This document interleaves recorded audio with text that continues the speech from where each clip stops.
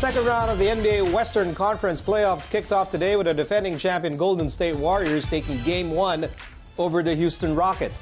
The Denver Nuggets, meanwhile, begin their own series against the Portland Trail Blazers tomorrow. Joining us today to talk about the superstar matchups in the West, we're bringing in basketball legends, the defense minister Jerry Cordillera and Major Payne, Eric Meg. Hi, guys. Hi. Hello. Hi. I'm getting worried that our analysts are getting taller and taller, ha? Buti na lang, pantay-pantay lang kami dito sa set. Okay, second round of the NBA playoffs and the Warriors winning over the Rockets early this morning. Do you expect the series to go long? Like, most predictions, they're saying Warriors in 6 or Warriors in 7. I mean, do you believe, Jerry, that medyo mahaba tong series na to? Yes, kung let's say kung makakuha ng one game si Houston, pwede umabot ng 6 or 7. Wag lang mag 2-0 agad. Wala. It's gonna be a short series. What about you, Eric? You think it's going to be a long series? I think it will be a long series. I think it's going to go 7 games. Golden State got off to a good start today, did what they had to do. It was kind of a strange, low-scoring game for those two guys, but I think it will go 7, and I expect the Warriors to be pushed to the limit. So much attention will be on James Harden because, one, he's an MVP candidate. Two, I mean, no matter how good the Warriors are, it's still up to Golden State to try and stop James Harden. So, Coach Jerry, ano ba yung susi in trying to stop such an incredibly talented player like Harden?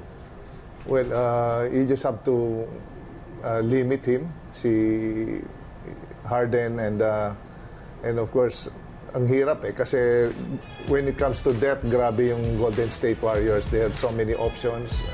It can start from Steph, Kevin Durant. But defensively, Coach Jerry, may defensive depth din ba ang Golden State?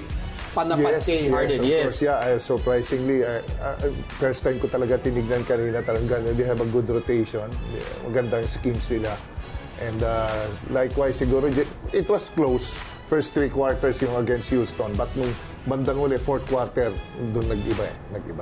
Okay, Jerry was talking about the crazy depth, or at least that crazy starting lineup for Golden State. And Steph Curry has not been talked about as an MVP candidate, but Steph is back in the playoffs. He's back in the second round. And your thoughts on how Steph can really make life miserable for the Houston defense? Well, I think, first of all, he's had some foul issues, the first in Game 1 today and even in the last round. So his statistics aren't quite what we're used to seeing out of Steph, but if he can stay out of foul trouble, other teams like to attack him defensively a lot. He's the normal Steph Curry. He's a champion. He has all the playoff experience in the world, so he's shooting the ball really well from 3. We know he's a great free throw shooter, a great playmaker, so he just needs to stay out of foul trouble, keep his hands off of the offense when they attack him defensively, and when he gets his minutes, stays out of foul trouble and is in the rhythm of the game, he's going to be the normal Steph Curry we're used to. But what's so unfair about Golden State is even if Steph gets into foul trouble, Jerry, may Kevin Durant pa. Meron Klay Thompson, Kevin Durant, Draymond Green. So, marami who can step up. So like Kevin Durant, if you're Houston, how do you stop Kevin Durant in the playoffs? Impossible. You just have to limit him, and actually he's also accurate when dun sa mga perimeter game niya, 3-point shooting, so comparable din kay Steph MVP numbers. All right, Kevin Durant and the Warriors now lead that series 1-0. Both of you believe it's going to be a long series. Predictions, go. Warriors or Rockets? Warriors in 7. Warriors in 7. All right, let's shift to the other semifinal pairing. The Blazers against the Nuggets. Now, Damian Lillard, he's a legend now. He's an absolute legend for the Blazers with how he does things. Coach Jerry, how impressed are you with a player like Damian Lillard? Well, he's like a parang Kobe type of player. He's a do-it-all type, scoring machine. He can carry the team. And his teammates know their roles. They know how to support him.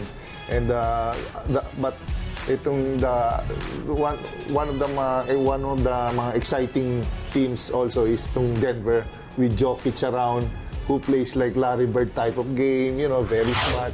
cerebral type of player. He scores within the system. So, very dangerous for me. I love the comparison.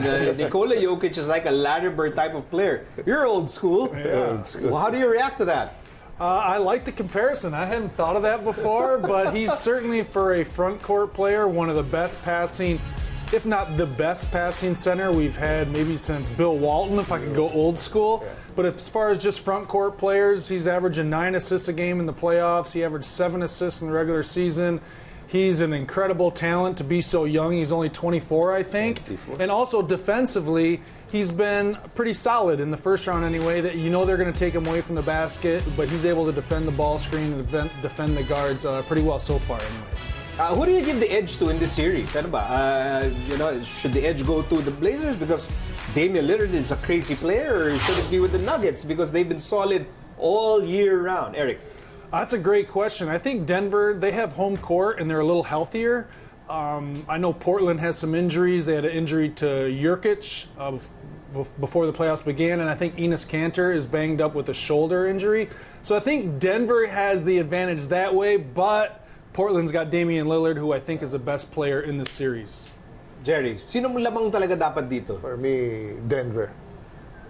Because there are some guys pa who's playing well. Yung Murray, okay din. Magaling din. So, they have a good chemistry in moving the ball around. So, yeah, they're really fun to watch. Sarap panoorin ng Denver Nuggets. But I think a nagging question here is, as they go deeper and deeper into the playoffs, how valid is it yung question about experience? I think it's a very big question, and I think Portland has the advantage there. It normally takes a team a year or two to get their feet wet in the playoffs and kind of get that experience they need. Even the Golden State Warriors, they needed a couple years of experience. So I think Portland is more advanced as far as where their team is at than where Denver's at. So I think Portland definitely has the advantage there. All right, let's go predictions. Coach Jerry, Blazers or Nuggets? Game 7, abot, Nuggets. Nuggets. Eric? I'll go Blazers. Blazers in 6 or 7. Wow, both of this series, that's good, huh? The fans will win if both series go the distance. Thank you very much, the Defense Minister, Jerry Cordillera, and Major Payne. Finally, we got to hear. Yeah, Major Payne, Eric Menk, thank you, gentlemen. And this has been The Score. I'm Nico Halili. You can also watch The Score on the iWant app for free. And we leave you now with a look at the Premier Volleyball League Grand Fans Day and the NCAA Gala Night. We'll see you all again tomorrow.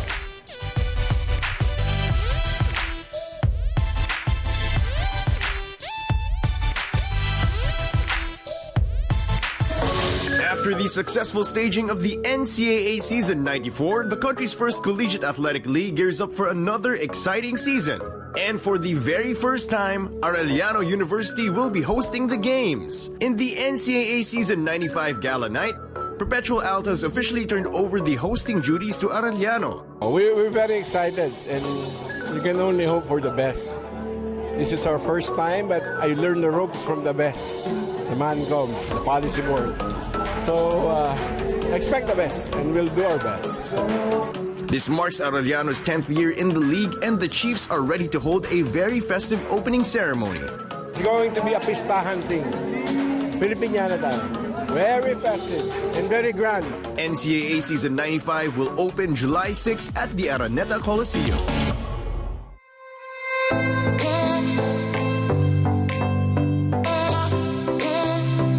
The biggest stars of the Premier Volleyball League came together to serve the fun for their fans at the second PVL Grand Fans Day. Itong fans day, dito namin nakikilala yung mga fans namin na sumusuporta sa amin all throughout the tournament.